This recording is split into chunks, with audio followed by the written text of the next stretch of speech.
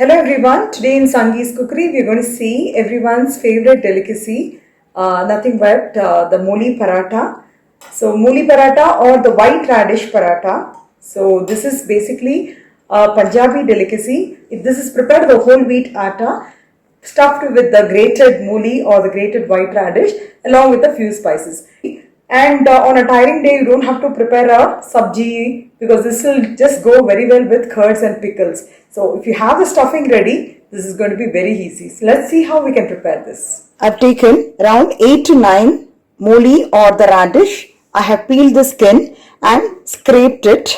Some amount of ghee required for frying the parathas. Oil required for seasoning. I've added 3 cups of wheat flour and a teaspoon of ajwain or the carom seeds and some amount of salt, and by adding water I have made this dough. Finely chopped coriander leaves about 3 to 4 tablespoons, 2 green chilies finely chopped, and we'll be grinding 6 to 7 garlic, a small piece of ginger and some amount of green chilies. These 3 ingredients we're going to grind it coarsely. Garam masala 1 teaspoon, half a teaspoon of red chili powder, half a teaspoon of turmeric powder, half a teaspoon of jeera powder, 1 teaspoon of dhania powder, half a teaspoon of amchur powder or the dry mango powder, 1 teaspoon of ajwain or carom seeds. Some salt as per taste. So what I've done with the radish is I've washed the radish, I have peeled the skin and I've scraped it with a scraper. There are different types of scrapers which is available. Don't take very small like this. Don't take very big scraper like this because otherwise what will happen is once you scrape with this,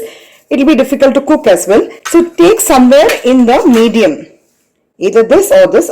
Today I have actually used this particular scraper to scrape the radish. So what I have done is I have actually added some salt on it so that it will leave water.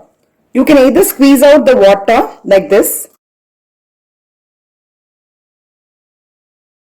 Just one handful itself, you got so much of water. The other idea, if you are finding it very difficult to squeeze it with your hand, you can add it in a nice clean cloth, add the moli and then squeeze it. And squeeze it like this. So you can see so much of water is coming out of the moli. This is a very important tip because if you don't squeeze out the water when you are making the moli paratha, the paratha will tend to become very soggy and you will not be able to spread it with a rolling pin. Few people use this water for making the dough because all the nutrients of the moli will be stored in the water. I've added around 2 teaspoons of oil in a pan, and once the oil gets heated up, I'm adding the ajwain, and after adding the ajwain, just fry it for a few minutes. So after frying the ajwain, I'm just going to add the finely chopped green chilies. So while the green chilies are getting fried, I'm just going to coarsely grind the garlic, ginger and some amount of green chilies. Now I'm going to add the coarsely ground mixture. So let it fry for a few minutes.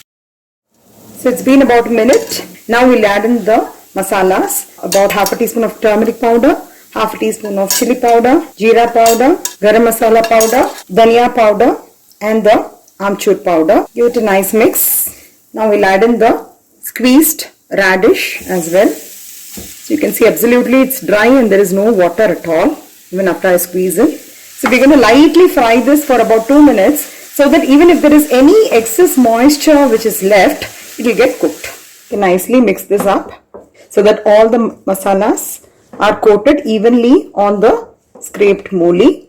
So I've already switched off the gas, and finally we're going to add the chopped coriander leaves. Make sure that there is no water in this as well. So after you mix it up nicely, I would suggest that you need to taste this masala or the stuffing. Just add salt, the remaining amount of salt at this stage. Not before, because again it will leave water. If you are going to add it while cooking, it will leave water. Another tip which I want to pass it on here is, in case if you have this excess stuffing which is left out. So what do you do with that?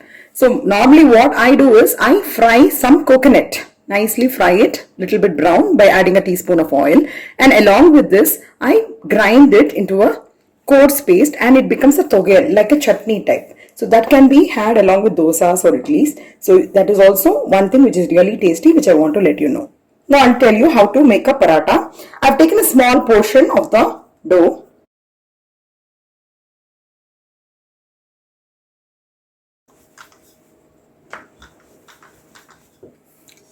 So now I'm going to keep the stuffing in the middle. You need to keep more stuffing than the dough. Otherwise, you will just get the taste of the chapati only more. If you have seen my previous videos of any stuffed paratha or masala boli, I'll always say the stuffing should be more than the dough what you take. And you start spreading it lightly. You just need to gently press it. You don't have to press it too hard.